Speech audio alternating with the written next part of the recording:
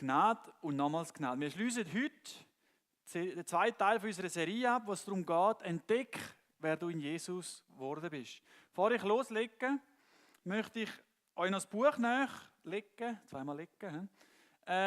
Das heisst, das Leben ist zu kurz, um die Hauptsache zu verpassen. Und wir haben unsere Predigtreihe inhaltlich ganz stark an dem Buch ausgerichtet. Und es ist mega genial, wie der das beschreibt, was es heisst, das Leben in der Fülle mit Jesus. Und er sagt wirklich, hey, das Leben ist wirklich zu kurz, dass wir am Schluss nicht das leben, was Gott da für uns verheißen hat, für uns vorhat. Ich werde das am Schluss von der Predigt eine Liste durchgehen. Da kannst du vergünstigt das Buch bestellen und vielleicht ganz eine gute Lektüre für deine Ferien, falls du dann hast. Und wenn du nicht hast, ist es doch auch gut, neben dem Arbeiten zu mal lesen. Gnade und nochmals Gnade. Ich weiß nicht, was dir geblieben ist von den letzten paar Mal, aber etwas, was ich mir wünsche, dass dir heute bleibt, dass das alles, was wir da geredet haben, nicht um Theorie geht.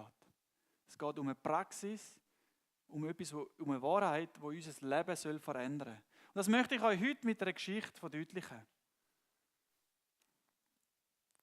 Es ist die Geschichte vom Hans. Der Hans Muster. Der ist sehr berühmt übrigens. Der ist auf jeder Kuvertvorlage und auf jedem Brief, so Vorlage, die man im Internet findet, ist der Hans Muster drauf. Was macht der Hans? Der Hans, der arbeitet hart, verdient wenig, ist noch ein bisschen doof. Er sammelt Briefmarken als Hobby, gleich wie der Gianfranco. Und genießt in seiner Freizeit mit anderen etwas zu machen. Und er gibt ganz viel Geld aus im Ausgang, für sonst Sachen, die er gerne mit anderen macht, Ferien. Und er hat ein mega bonziges Auto. Abgesehen davon hat der Hans Muster ein relativ einfaches Leben. Ein Jahr nach dem anderen vergeht und es passiert eigentlich nichts Besonderes. Das Einzige, was beim Hans auffällt, ist, dass er immer mehr Schulden anhäuft.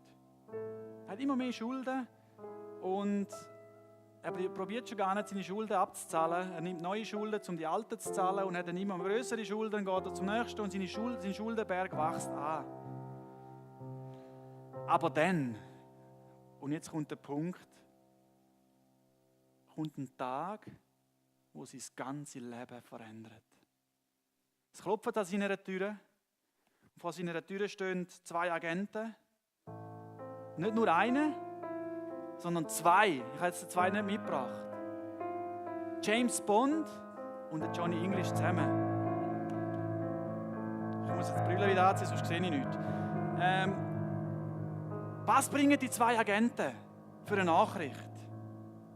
Sie kommen im Namen von einem Herrscher, der mega mächtig ist. Und sie geschickt hat mit der Botschaft: Hans, ich möchte genau dich. Ich möchte dich einsetzen, nicht nur damit du ein total verändertes Leben führen darfst, sondern damit du mit mir die Welt verändern darfst. Boah! Aber dann kommt ein trauriger Gedanke, weil der Hans hat durchaus von dem Herrscher schon gehört. Und er hat gehört, es ist ein absolutes No-Go bei dem Herrscher, Schulden zu haben. Und dort hat er eben ein Problem. Er hat eigentlich kaum Geld, sondern muss immer wieder seine Schule abzahlen und wird nie schaffen, das abzuzahlen. Und da druckst er sich um mit diesen 2 Agenten, Johnny English, wie heißt der andere, James Bond, Heinz Kleber, und sagt ihnen: hey, ich habe mega viele Schulden.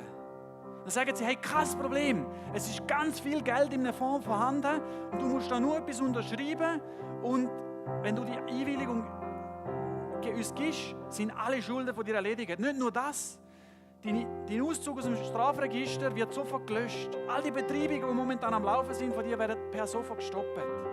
Und du wirst ein freier Mann sein.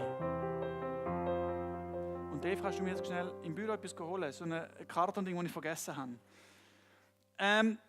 Du kommst nicht nur deine Schulden gezahlt über, sondern du kommst eine Kreditkarte, wo du jede Schuld, die du von heute an machst, einfach zahlen kannst. Keine Limite, egal was, du kannst sie zahlen. Aber nicht nur das. Und jetzt kommt der Teil wieder, der hat vielleicht einen Wiedererkennungseffekt. Der Hans kommt eine neue Identität über.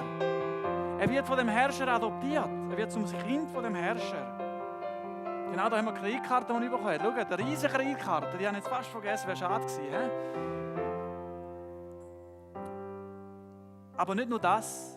Es wird dem Hans gesagt, er kommt extra eine Telefonnummer, dass er sich jederzeit bei dem Herrscher melden kann. Er hat immer ein Telefon, wo der Herrscher bei sich trägt, nur für ihn. Er darf immer zu ihm kommen. Und wenn der Hans leider kein gescheites Telefon hat, nur so ein iPhone, kommt er noch ein gutes Telefon über. Und was der Gipfel ist, mit seiner Identität, darf der Hans einfach zum König gehen, zu dem Herrscher, einfach zu ihm reinlatschen, darf zu ihm kommen. Er hat einen total freien Zugang zu einem Herrscher, der ihm alle Schulden erlässt, für immer und ewig. Egal welche Schulden er sich anhäuft, die sind zahlt. Warum macht der Herrscher das? Warum gibt er ihm neuen Namen? Plötzlich heißt er nicht mehr Hans Muster, sondern Christian von Gott. Cooler Name, hä? Weil sein Vater, Gott, will ihn frei machen von seinen Schulden, damit er mit ihm die Welt verändern kann. Meine Freunde, wir sind uns doch einig, dass das Ganze ziemlich unglaublich ist. Das klingt nachher nicht mehr ehrlich, ich weiss. Die meisten, die in den letzten Connects dabei waren, haben vielleicht einiges erkannt. Aber auch wenn das vielleicht jetzt nicht so realistisch klingt, bist du einig mit mir, dass das, was da passiert, wenn das real wäre, nichts mit Theorie zu tun hat. Der Hans, neuer Christian, hat alles bekommen, um ein total verändertes Leben zu führen. Schulden, kein Thema mehr für ihn. Und er ist jetzt ein Sohn von einem Herrscher und ist von ihm beauftragt, die Welt zu verändern. Die Zeit vergeht. Wir treffen den Christian viele Jahre später. Und das Bild, das wir dort sehen, wirft ganz viele Fragen auf. Wir treffen den Christian an, der mega verdrückt rumläuft. So, er hat eine mega Last auf sich oben. Und wisst ihr warum? Der Christian fragt sich, wie kann er seine Schulden zahlen? Natürlich hat er da die Karte bekommen vom Vater, der ihm gesagt hat, hey, du kannst alle Schulden von jetzt an mit dem zahlen. Aber das ist schon ein bisschen frech, ganz ehrlich. Einfach immer das so machen. Und darum hat der Christian irgendwann gefunden, weißt du was, ich suche mir einen Job und ich schaue selber, wie ich über die Runde komme. Ich tue meine Schulden selber zahlen. Und natürlich hat er ja da den Auftrag von dem Herrscher, von seinem neuen Papi bekommen, wo ihn ja gerufen hat und gesagt, ich will mit dir die Welt verändern. Leider hat der Christian keine Zeit für das. Er muss ja seine Schulden zahlen. Und wie soll er überhaupt die Welt verändern? Ganz ehrlich, sagt er sich, wenn er sein eigenes Leben schon nicht im Griff hat. Was soll er für den Herrscher sich einsetzen, wenn er schon nicht einmal das mit diesen Schulden anbringt? Findet ihr das nicht unglaublich? Tragisch? Er hat ja alles zur Verfügung. Er könnte sich jederzeit bei seinem Vater, dem Herrscher, melden. Er hat eine Telefonnummer bekommen. Er hat einen freien Zutritt bekommen. Er hat alles bekommen, was er braucht, um ein Leben zu führen, das total verändert ist. Und da haben wir einen Christen, der sagt, ich fühle mich nicht genug gut dafür. Ich möchte das selber im Griff bekommen. Und nach außen, das ist noch spannend, sieht es beim Christen ganz gut aus. Er hält sich an gewisse Regeln. Dann, wenn es einen offiziellen Anlass gibt, wo er als Sohn vom Herrscher muss auftreten, weil das jetzt halt seine Pflicht ist, weil er so meint, dann kommt er und macht mit und tut ein bisschen smilen, wenn es darum geht. Er hat eine mega Fassade aufgebaut, die extrem streng ist. Weil er spielt etwas, was eigentlich nicht echt ist. Er weiss, ich bin eigentlich gerufen zu etwas viel grösser, aber ich bin beschäftigt, meine Schulden zu zahlen. Ich bin beschäftigt mit meinem mickrigen Leben. Ich bin mit Problemen beschäftigt, die eigentlich für meinen Vater gar kein Problem wären. In dieser Zeit ist der Vater in seinem Palast, der Herrscher, und er wartet. Er wartet auf seinen Sohn, Tag ein, Tag aus. Der noch gerufen hat, um mit ihm die Welt zu verändern. Der noch so geliebt hat und alles gegeben hat, damit seine Schulden gezahlt werden können. Aber da haben wir den Christen, der lieber sein eigenes Ding drüllt. Der seine eigenen kleinen Regeln aufgebaut hat und schaut, dass er offiziell alles nach außen gut aussieht. Aber sein Vater, der so viel gegeben hat, keinen Zutritt gibt in sein Leben. Wo ihm eigentlich sagt, hey, indem ich das selber probiere, interessiert mich eigentlich ein Dreck, was du machen willst. Ich mache es lieber selber, egal was du mir gibst. Ich kann es selber besser. Oder auf jeden Fall, ich möchte es ohne dich machen.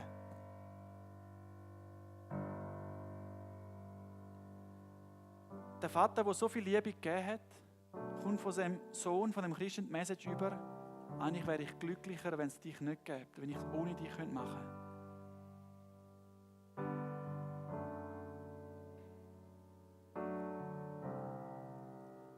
Wie würde es dir gehen, wenn du so einen Christen antriffst?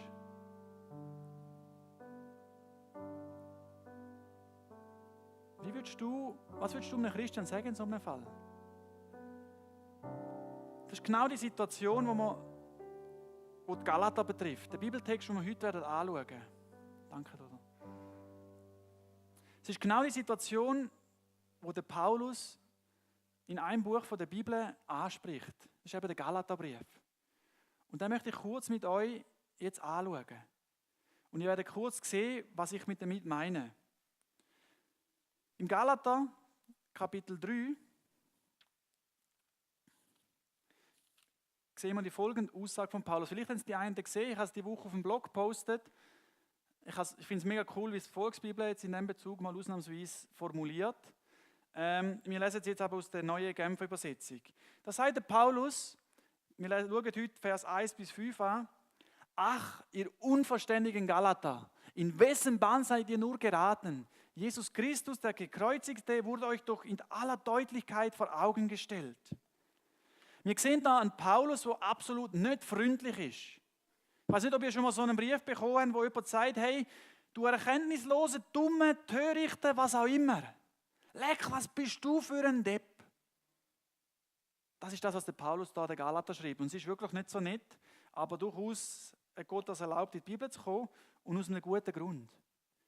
Der Paulus tut in dem ganzen Galaterbrief, das sind, ich glaube, 5, 6 Kapitel, tut kein einziges Mal ein Lob, eine Erkennung oder irgendetwas Positives bringen. Und das macht man heute nicht, das lernt man so bei Feedbacks, erstmal etwas Gutes und nachher gibt es eine um die Ohren, das ist eigentlich zwar nicht nett, aber der Paulus macht das nicht. Der Paulus hat nichts Positives anzumerken. Und da muss etwas ganz schief geraten sein. Er sagt: Hey, in wessen Bann seid ihr geraten? Das kann man auch so übersetzen: Hey, hat euch eigentlich jemand verhext, verzaubert? Hey, spinnt ihr eigentlich? Habt ihr eigentlich Kontrolle über euer Hirn verloren? Ganz harte Wort. Und es war niemand da, der irgendwie die Leute in einen Bann gezogen hat oder verzaubert hat. Der Paulus hat gewusst, dass es das nicht gibt. Aber was der Paulus da sagt: Hey, wie ist das nur möglich, dass ihr in die Situation hineingekommen sind, euch, das sagt er dort, wo Jesus so deutlich vor Augen gemalt worden ist. Und das ist genau das Problem gewesen. Die Leute von der Galater haben ganz klar vor Augen gehabt, wer Jesus ist. Die Theorie hat gestimmt bei denen. Die haben gewusst, was steht. Die haben gewusst, ich kann nur durch Jesus Christus ein Kind von Gott werden. Es ist ein riesiges Geschenk. Aber irgendetwas ist dort auf dem Weg schief gegangen. Und der Punkt war, es sind Leute gekommen zu diesen Galatern, die gesagt haben: Hey, es ist gut, was ihr macht. Hey, und wir merken, ihr wollt es mega ernst nehmen als Christ. Und wir haben jetzt euch noch ein paar Tipps, was es heisst, als guter Christ zu leben. Und ihr müsst das und das noch machen, damit Gott wirklich mega zufrieden ist mit euch. Und da sagt der Paulus, das ist ein Kabis. Wir können nichts machen, damit Gott uns noch ein bisschen mehr annimmt. Dass Gott uns noch lieber hat. Das ist ein absoluter Blödsinn. Der Paulus sagt es noch viel extremer. Er sagt, das ist nicht das Evangelium, die gute Nachricht, die wir in der Bibel finden. Das ist ein anderes Evangelium. Wer das vertritt, der soll verflucht sein. Ich hoffe, ihr spürt ein bisschen die Intensität, von dem, was da abgeht. Dass es dem Paulus extrem ernst ist, was da am Gehen ist. Dass er nicht einfach findet: Hey Leute, cool, wie ihr es habt und ich habe noch ein paar Tipps und Tricks für euch. Nein, Der Paulus spürt, dass da etwas grundlegend am Schiefgehen ist und weil er die Leute so gern hat, tut er das radikal ansprechen. Und es geht nämlich darum, dass Galater genau gleich wie der Christian eine neue Identität bekommen von Jesus. Das haben wir gesehen. Das ist keine Theorie. Sie haben von Gott die Zusage bekommen, dass sie nicht nur geliebt sind, sondern angenommen von ihm. Dass sie zu ihm jederzeit gehen dürfen.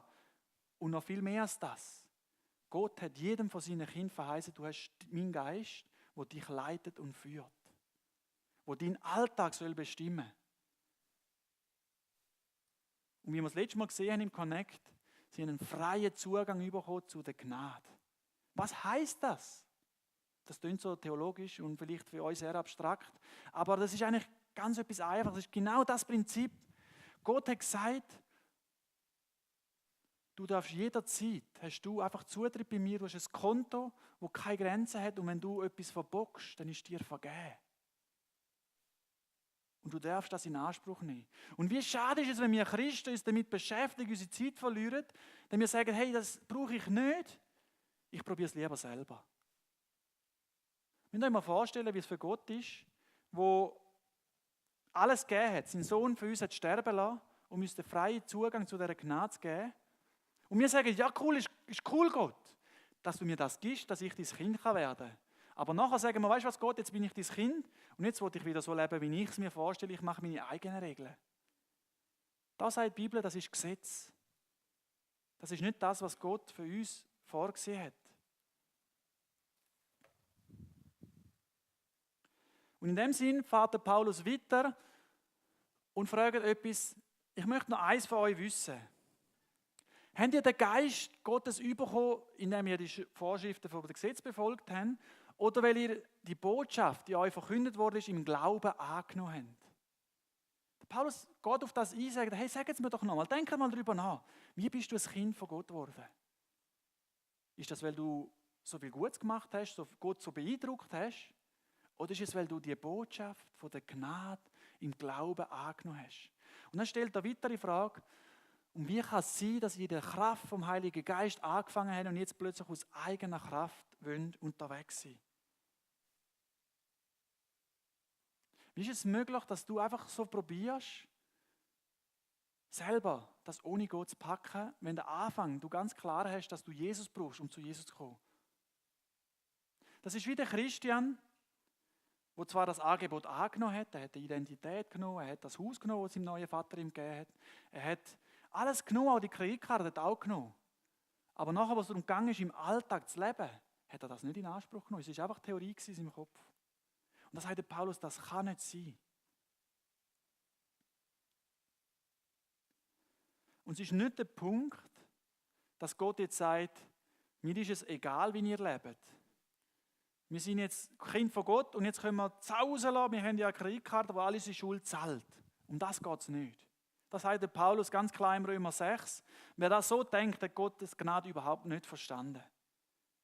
Und es ist durchaus so, dass die Bibel uns ganz viel Gebot und Gesetz und Sachen gibt. Aber das ist ein Maßstab, wo mir zeigen, wie Gott das Leben, wo für mich das Beste ist.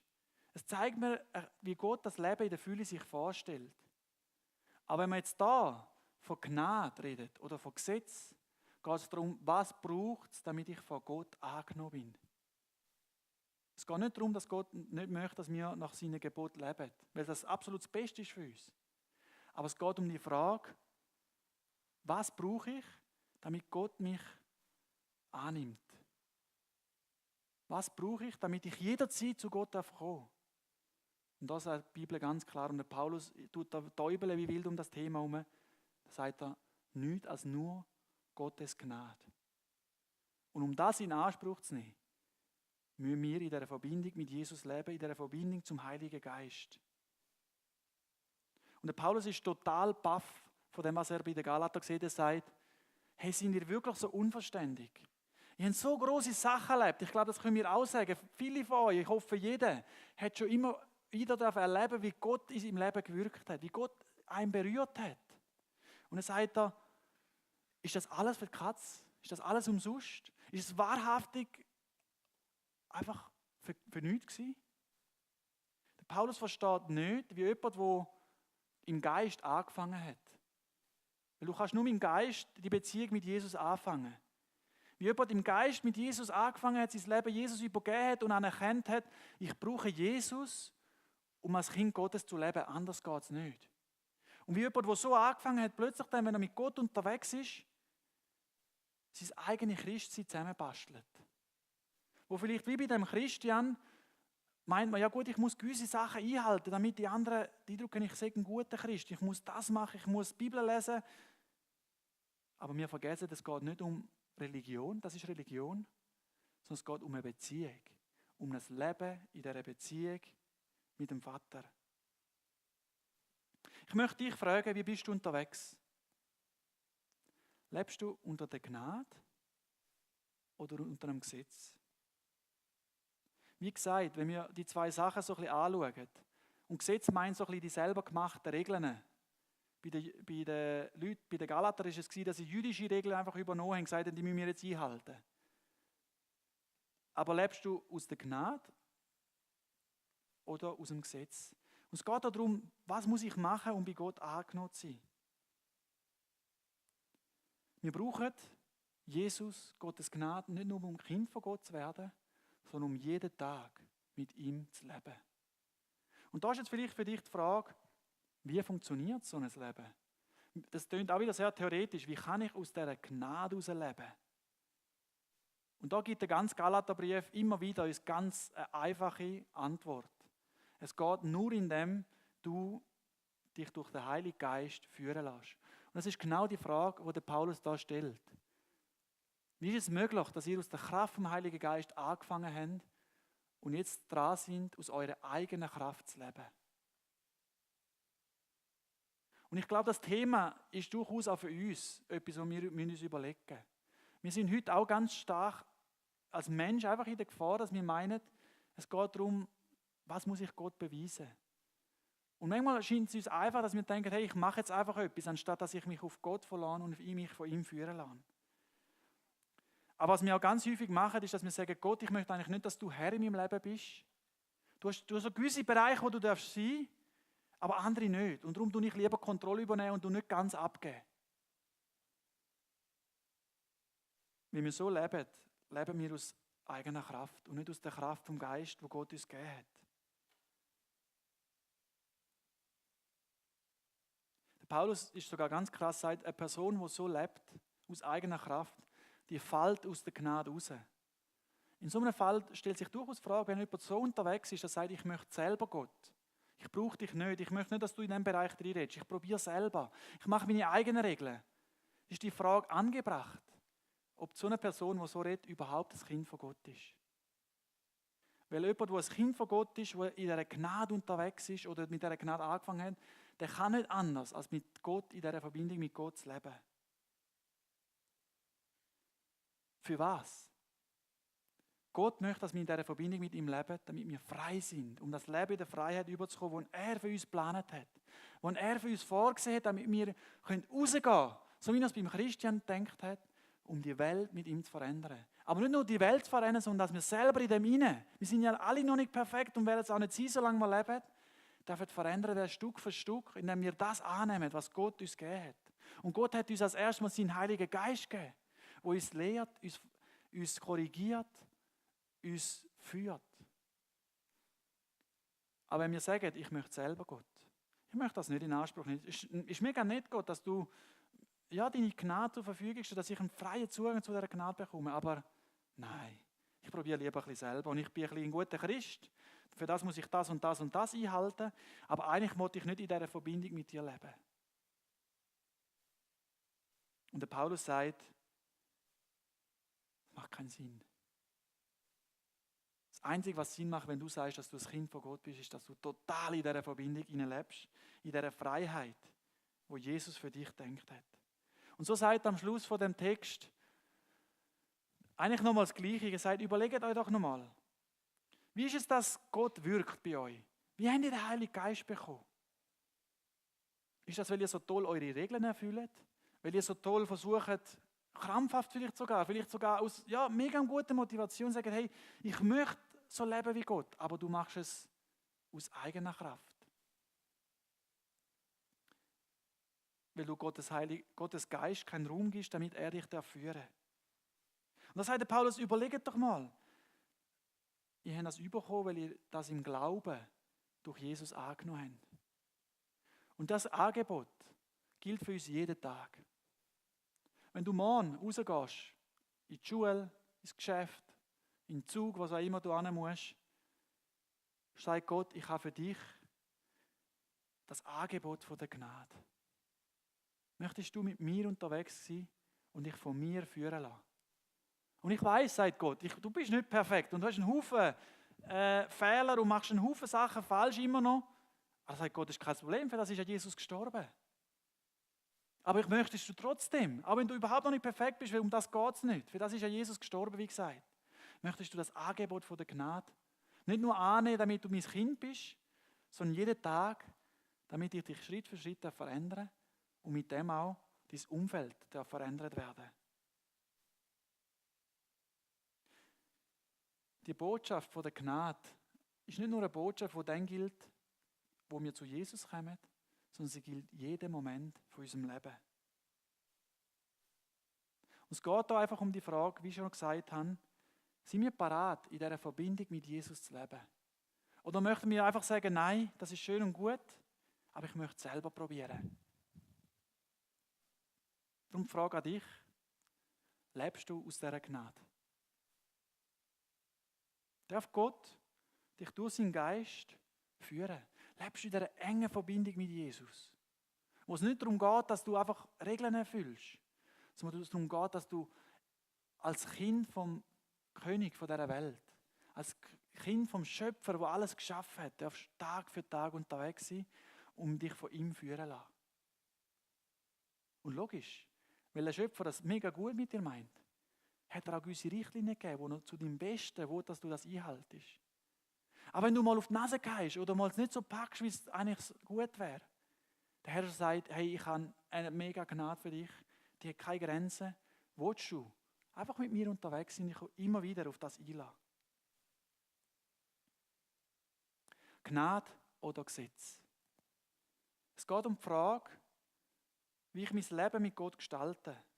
Es geht um die Frage, darf der Heilige Geist, darf Gott Kontrolle über mein ganzes Leben übernehmen?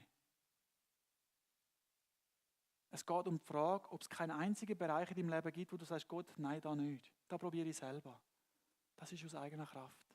Aber was Gott will, ist, dass er dich führen, dich verändern und auch dein Umfeld durch das darf verändert werden. Bist du unterwegs in dieser Kraft vom Heiligen Geist? Oder probierst du es selber?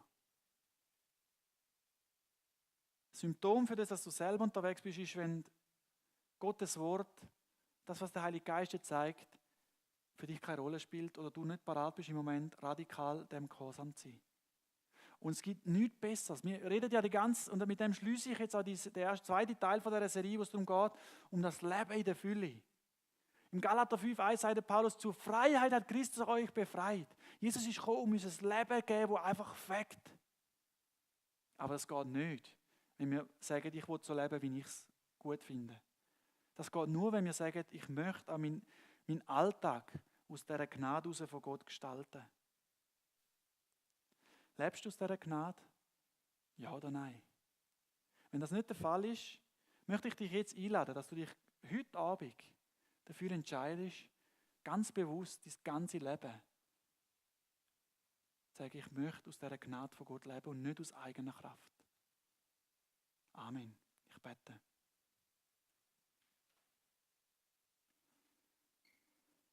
Vater im Himmel, ich möchte Danke sagen. Ich möchte Danke sagen, dass du deinen Sohn auf die Erde geschickt hast und so viel gemacht hast, um uns zu zeigen, wie lieb du uns hast. Danke, Herr Jesus, dass du für uns am Kreuz deinen letzten Tropfen Blut rausgelassen hast, damit wir ein Leben in der Fülle leben dürfen. Und Herr, wir sind schwach. Wir sind gerade schwach, weil wir manchmal meinen, dass wir es so gut selber können. Und danke aber, dass du uns da hilfst. Und ich wünsche mir für jeden da rein, für unsere ganze Jugend, für unsere ganze Gemeinde, dass wir lernen, was es heisst, im Geist zu leben und nicht aus eigener Kraft. Und Herr, ich möchte dich jetzt bitten, dass du bei jedem vorbeigehst und einfach an die Herzenstüre darfst klopfen und jedem zeigst, was das vielleicht ist, wo man da aus eigener Kraft am Probieren ist. Wo man vielleicht eine Fassade aufgebaut hat, wo man nach außen ganz okay wirkt und mitschafft und weiss nicht was, aber eigentlich dir sagt Gott, eigentlich möchte ich im Moment nichts mit dir zu tun haben. Ich möchte selber. Bewahrt uns von dem, Herr, und schenk uns den Blick für das Leben in der Fülle, das du uns schenken willst. Was es heisst, in dieser Annahme zu dir zu leben. Was es heisst, immer einen Zutritt zu dieser Gnade zu haben. Schenk mir, dass wir mit Begeisterung so ein Christsein leben, das du geplant hast für uns und nicht irgendetwas Billiges, das nichts mit dem zu tun hat. Amen.